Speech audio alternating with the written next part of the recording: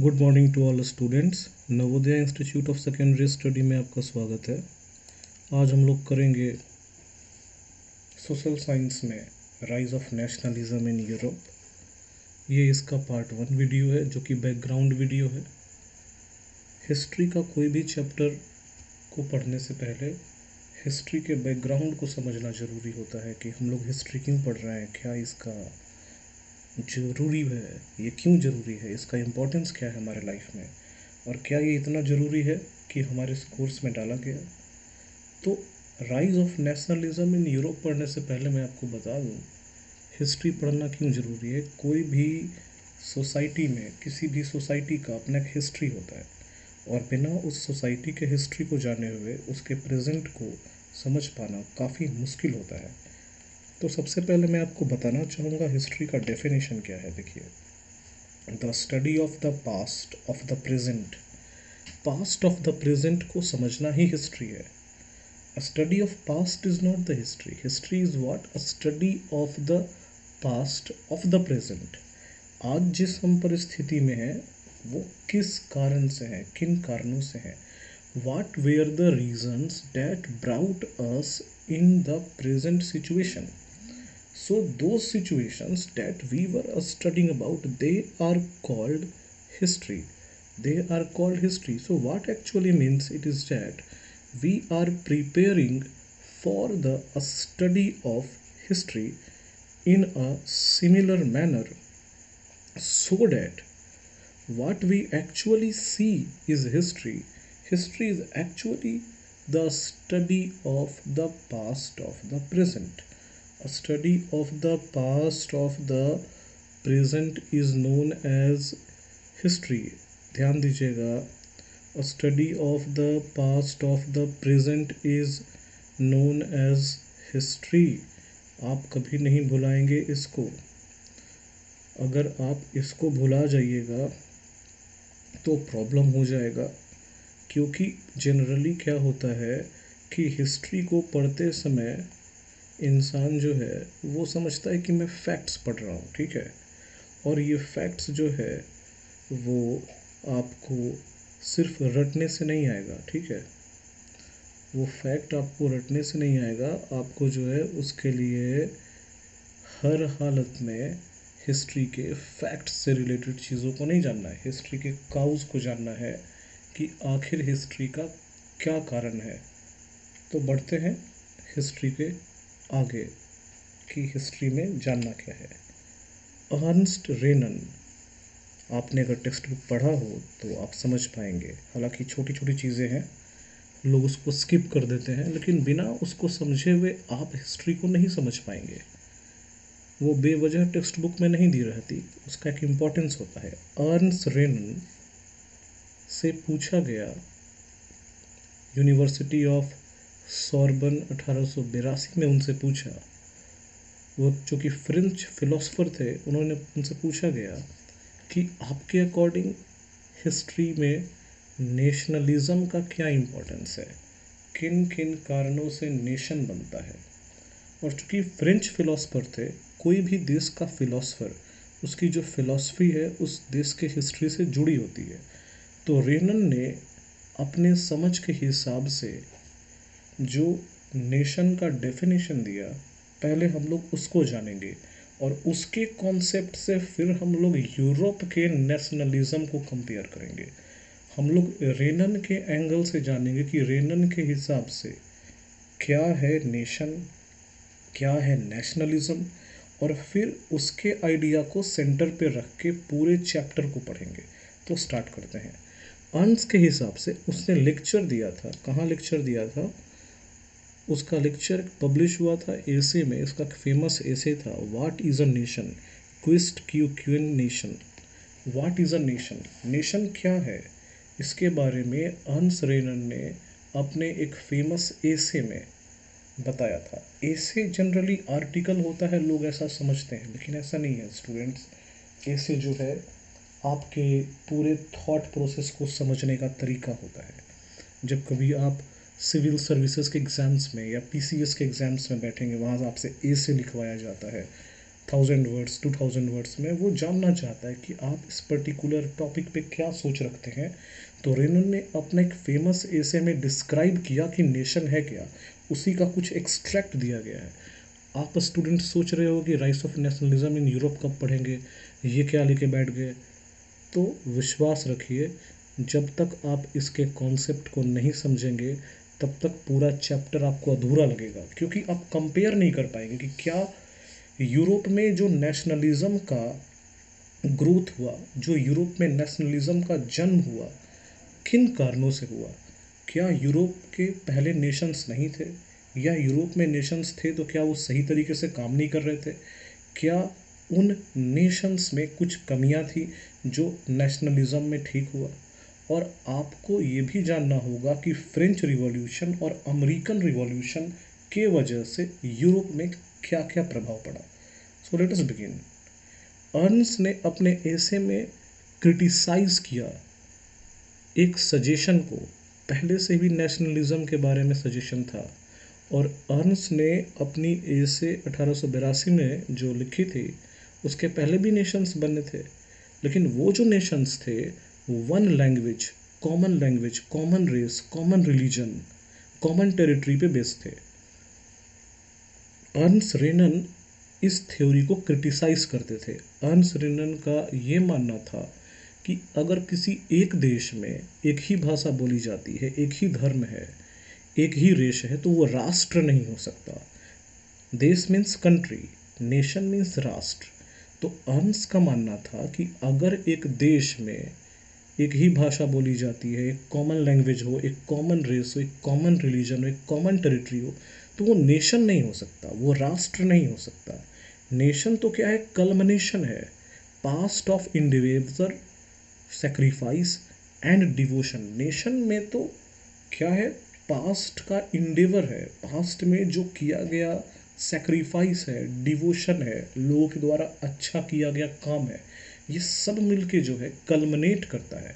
और जहाँ बात कल्मिनेशन की आती है वहाँ आती है क्लबिंग की, वहाँ बात आती है मिक्सिंग की, जहाँ पे हर धर्म के लोग हों। It is a mixing, it is a mixture of different caste, culture, society, creeds, religions. तो नेशन का मतलब ये नहीं है कि किसी एक धर्म के लोग, एक जाति के लोग, एक तरह के भाषा बोलने वाले लोग एक जगह पे रहें।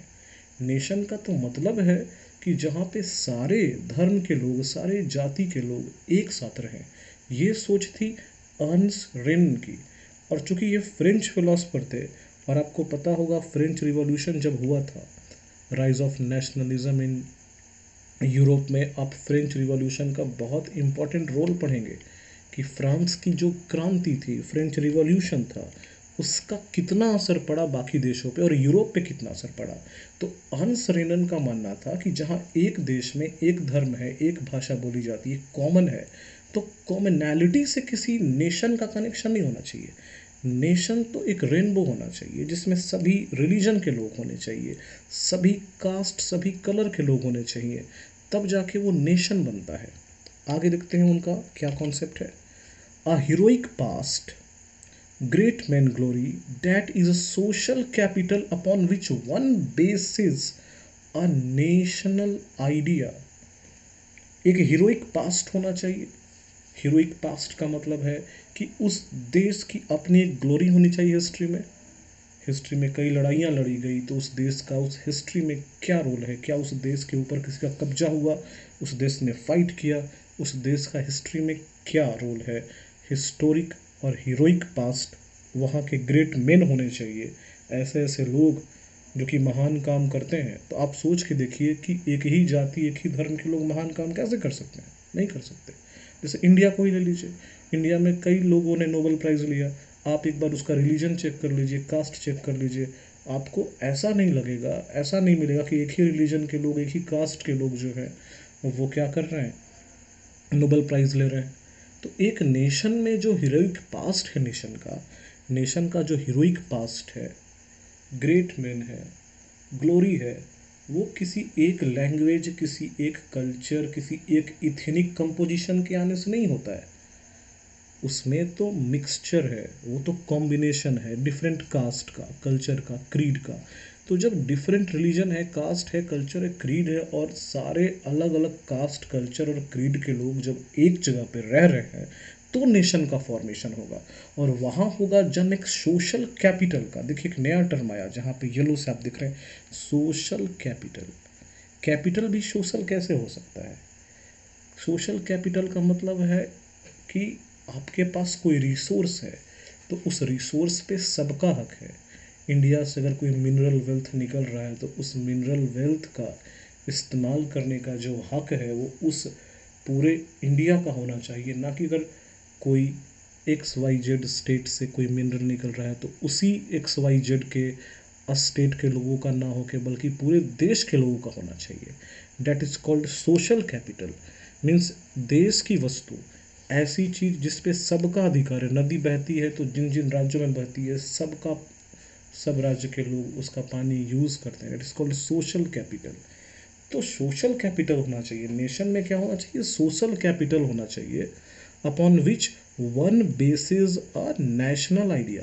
तब जाके नेशनल आइडिया का जन्म होता है।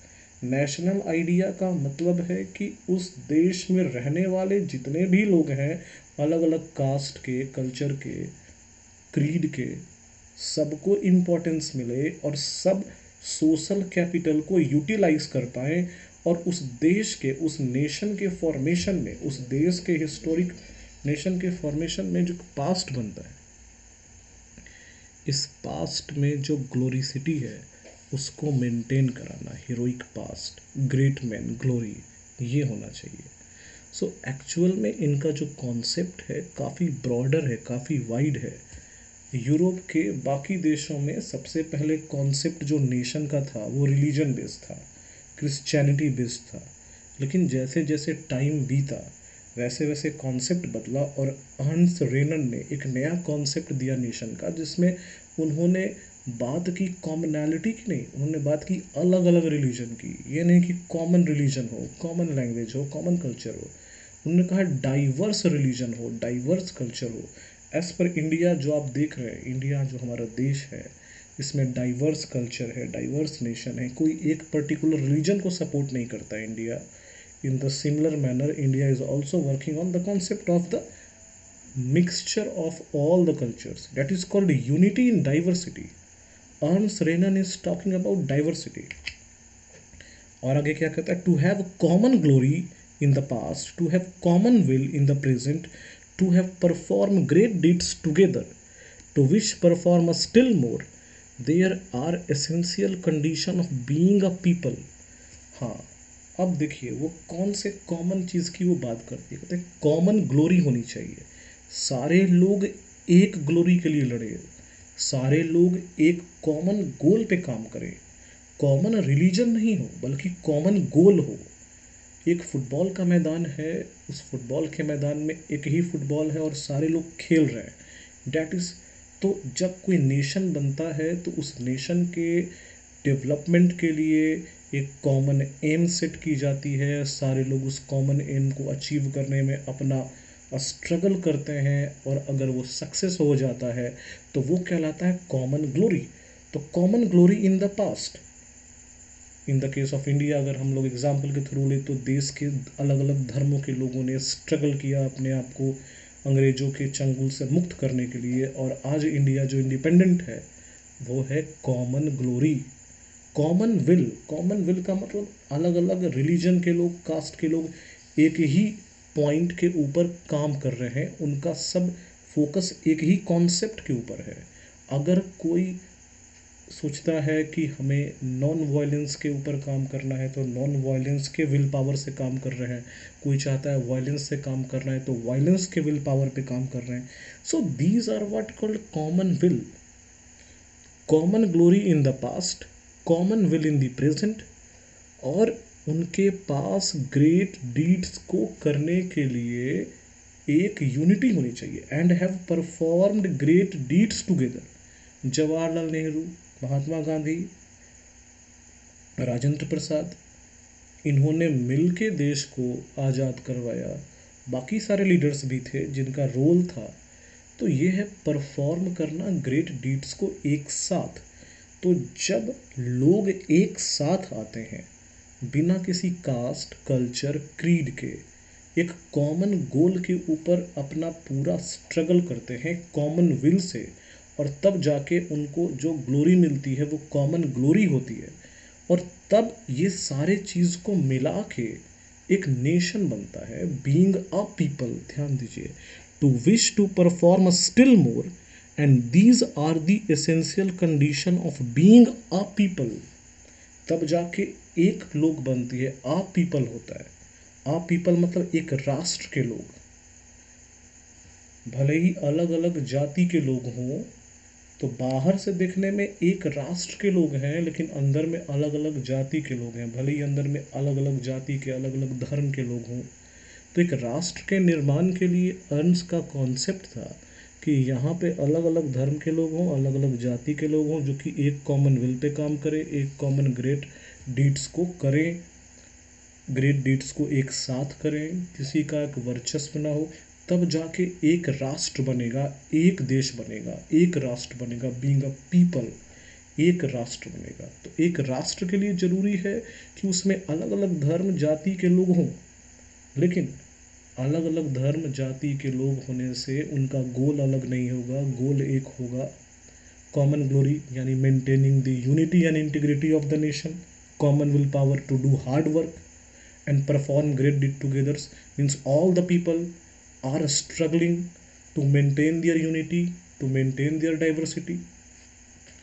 जैसे एज पर एग्जाम्पल आज के टाइम पे हम लोग देख सकते हैं कोविड-19 जो है, तो हम लोग का कॉमन गोल होना चाहिए कि कोविड-19 में सोशल डिस्टेंसिंग मेंटेन करें। तो सारे लोग मिलके जो है कॉमन विल से उसको मेंटेन कर रहे हैं, चाहे वो किसी भी रिलीजन के लोग हो, डॉक्टर्स हो, इंजीनियर्स हो, कोई भी हो, सब अपना अपना काम कर रहे हैं। तो ये अपना अपना काम करना, परफॉर्म ग्रेट डीड टुगेदर, दिन रात मेहनत करना, कॉमन विल है, और एक कॉमन ग्लोरी है। जब कोविड से इंडिया फ्री हो जाता है, that is called common glory, तब जाके इंडिया बनता है, तब जाके एक नेशन बनता है। तो अर्न्स रेनन भी यही कॉन्सेप्ट पे काम करते हैं, कहते हैं कि जब तक भले ही अलग अलग देश में अलग अलग धर्म के लोग रहते हों, लेकिन उनका गोल कॉमन होना चाहिए, कॉमन विल पावर के साथ एक साथ काम करेंगे तो एक राष्ट्र कहलाएंगे, ऐसा उनका सोच था। A nation is there for a large scale solidarity, solidarity means एकता। Its existence is a daily plebiscite. अभी प्लेबिसाइट हम लोग जानेंगे। प्लेबिसाइट एक वोटिंग सिस्टम होता है जिसमें किसी प्रपोजल को एक्सेप्ट या रिजेक्ट किया जाता है। तो एक ऐसा नेशन जहां हर समय चांस हो वोटिंग का, हर समय चांस हो एक्सेप्टेंस का, रिजेक्शन का, ये नहीं कि एक बार जो सरकार बन गई वो लंबे समय तक चल रही है, ऐसा नहीं। अगर लोग चाहें तो अपने हिसाब से सरकार को चुन सकते हैं, अगर सरकार खराब काम कर रही तो गिरा सकते हैं। और डेली प्लेबिसाइट का यही मतलब होता है। लार्ज स्केल सोलिडारिटी का मतलब है कि सब लोग लंबे, एक मतलब बहुत विशाल पैमाने पे एकजुट होना, मीन्स ग्रेटर यूनिटी को बोला गया large scale solidarity. Daily plebiscite का मतलब है कि there is no fear to change, no fear to change, ready to accept any change, किसी भी चेंज को एक्सेप्ट करने के लिए हमेशा तैयार रहना। That is called daily plebiscite, कि भाई कोई भय नहीं है कि ठीक है ये सरकार अभी है, खराब काम करेगी तो कल की कल जो है ये हट जाएगी। That is called daily plebiscite. और अगर आपको पता हो इंडिया के हिस्ट्री में आप जाएंगे तो जूनागढ़ में प्लेबिसाइट हुआ था कि इंडिया में रहना है या पाकिस्तान में रहना है। प्लेबिसाइट मीन्स उस राज्य की जनता डिसाइड करेगी कि सरकार कैसी होनी चाहिए। डेट इज़ कॉल्ड प्लेबिसाइट, इसको बोलते हैं जनादेश कह सकते हैं, और उसमें वोटिंग कर सकते हैं। A province is its inhabitants, nation के प्रोविंस उसके इनहैबिटेंट्स होंगे, इनहैबिटेंट्स यानी उसके नागरिक होंगे। If any one has the right to be consulted it is the inhabitant. Renan का मानना था कि एक राष्ट्र के प्रांत उसके रहने वाले लोग हैं। प्रोविंस बोलते हैं प्रांत को, देश बनता है स्टेट से जिसको हम लोग प्रोविंस बोलते हैं, नेशन बनता है स्टेट से जिसको बोलते हैं प्रोविंस। तो रेनन का मानना था कि एक नेशन में उसके प्रोविंस उसके इनहैबिटेंट्स हैं, और उन उस राष्ट्र में रहने वाले इनहेबिटेंट से बिना पूछे कोई काम नहीं किया जाना चाहिए. If anyone has the right to be consulted, the right to be consulted means कि अगर किसी से कंसल्ट करना है उस देश के डेवलपमेंट के लिए, तो वो उसके इनहेबिटेंट्स हैं, उसके लोग हैं, उस देश में रहने वाले लोग हैं, तब जाके राष्ट्र का निर्माण होता है. राष्ट्र के निर्माण में ज़रूरी है कि राष्ट्र के रहने वाले लोग, राष्ट्र में जो लोग रह रहे हैं, उनसे पूछ कर ये काम किया जाए, कोई भी डेवलपमेंट का काम. उसका ये भी मानना था, nation never has a real interest in annexing or holding on a country against its will.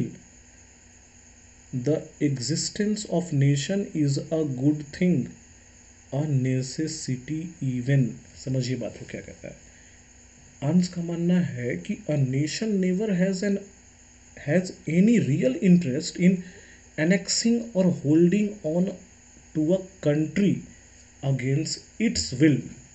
अगर मैं आसान शब्द में कहूँ तो नेशन का मतलब ये कभी नहीं है, हैज़ नेवर कभी नहीं है कि वो दूसरे कमज़ोर राष्ट्र के कुछ प्रांतों को कब्जा कर ले, या बिना उसके अनुमति के, बिना उसके विल के, बिना उसके इच्छा के उसके ऊपर कंट्रोल कर ले. एनेक्स करना यानी कब्जा करना, होल्ड करना, हथिया के रखना.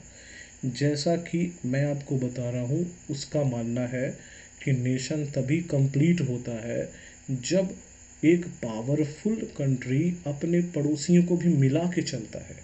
ये नहीं कि भाई मैं पावरफुल हूँ तो आसपास के देश के छोटे छोटे राज्यों के प्रांतों को कब्जा कर लिया. तो अर्न्स का मानना था कि मैं जो हूँ ऐसा नेशन चाहता हूँ जहाँ पे कोई इंटरेस्ट ना हो, किसी का कोई लगाव ना हो किसी दूसरे के देश के टेरिटरी को एनेक्स करना, कब्जा करना, हथियाना. The existence of nation is a good thing. राष्ट्र की एग्जिस्टेंस होना यानी कि राष्ट्र का अस्तित्व होना सही बात है. A necessity even, even means अच्छी चीज़ है और ज़रूरी चीज़ है. अ नेसेसिटी इवन मीन्स एक ज़रूरी और अच्छी चीज़ है. राष्ट्र का होना एक ज़रूरी और अच्छी चीज़ है, लेकिन राष्ट्र का मतलब ये नहीं है कि आसपास के टेरिटरी को कब्जा करना. अर्न्स का ये भी मानना था, the existence of nation is a good thing, necessity even, their existence is guaranteed of liberty. Nation का एग्जिस्टेंस तभी पॉसिबल है जब उसको स्वाधीनता मिले, विच वुड बी लॉस्ट. उसकी स्वाधीनता तब खत्म हो जाएगी if the world had only one law and only one master. Nation का एग्जिस्टेंस तब खत्म हो जाएगा जब दुनिया में केवल एक ही देश होगा, एक ही कानून होगा और उसको चलाने वाला एक ही राज्य होगा, एक ही राजा होगा. अर्न्स का मानना था कि दुनिया में अलग अलग नेशन हो, नेशन में अलग अलग धर्म और जाति के लोग हों, लेकिन उनका कॉमन गोल हो. भले ही दुनिया में अलग अलग धर्म और जाति के लोग हों, वो common goal, common will power, glorified history, common performance के आधार पे काम करें. आप सोच रहे होंगे ये राइज ऑफ नेशनलिज्म में क्या हो रहा है. स्टूडेंट्स थोड़ा सा धैर्य रखिए, जब आप चैप्टर पे आएंगे तो अर्न्स रेनन के कॉन्सेप्ट को आप मैच कीजिएगा तो आप समझ पाइएगा ईजिली कि क्या कारण था यूरोप में नेशनलिज्म के ग्रोथ का. चैप्टर के बिना बैकग्राउंड को समझे हुए स्टोरी को, हिस्ट्री के फैक्ट्स को, हिस्ट्री के इंसिडेंट को समझना जो है बेवकूफ़ी होता है. इसलिए मैंने अर्न्स रेनन के नेशन के कॉन्सेप्ट को एक्सप्लेन किया कि जब आप इसके कॉन्सेप्ट को समझ लोगे तब आप rise of nationalism in Europe को कंपेयर करोगे कि आखिर कौन कौन से कंडीशंस रहे. क्या अर्न्स रेनन का जो कॉन्सेप्ट था नेशन का, क्या यूरोप में फॉलो नहीं हो रहा था? क्या इसके वजह से नेशनलिज्म हुआ यूरोप में? और यूरोप में नेशनलिज्म होने के वजह से क्या उसका कोई रोल है वर्ल्ड वार में? All this things we are here to study. यहाँ हम लोग इन सारे चीज़ों को पढ़ेंगे. तो हिस्ट्री को पढ़ने के लिए थोड़ा पेशेंस चाहिए. अगर आप बिना बैकग्राउंड को जाने हुए हिस्ट्री को समझेंगे तो ये बेवकूफ़ी हो जाएगा. इसीलिए हम लोगों ने एक प्लानिंग के साथ हिस्ट्री को पढ़ने का फैसला किया कि हम लोग एक एक कॉन्सेप्ट को समझेंगे, एक एक फिलोसफर की थ्योरी को समझेंगे और उसके हिसाब से कौन सा कॉन्सेप्ट सबसे बेटर है किसी भी चैप्टर को समझने के लिए। तो अर्न्स्ट रेनन की जो नेशन की कॉन्सेप्ट थी उसको बेस बना के rise of nationalism in Europe को आगे पढ़ेंगे। अब आपको बुक में कुछ टर्म मिलता है, अब्सोल्यूटिस्ट। अब्सोल्यूटिस्ट का मतलब है एक गवर्नमेंट, एक सिस्टम जिसमें कोई रोक टोक ना हो, no restrain on the power. जो मन कर रहा है सरकार कर रहा है, उसके पावर को रोकने वाला कोई नहीं है। एक ऐसा मोनार्कियल गवर्नमेंट है जिसका पावर सेंट्रलाइज्ड है, मिलिटराइज्ड है, रिप्रेसिव है। अभी आपको अब्सोल्यूटिस्ट मिलेगा चैप्टर में।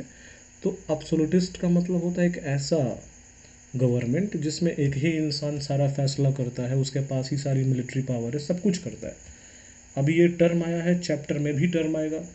तो आप जो है रेनन के कॉन्सेप्ट से अब आप जब टैली करेंगे राइज ऑफ नेशनलिज्म के फैक्ट्स को, यूरोप के फैक्ट्स को, तो आप फिर बेटर पोजीशन में होंगे उस चैप्टर को समझने के लिए। उटोपियन क्या होता है? A vision of a society that is so ideal that it is unlikely to actually exist.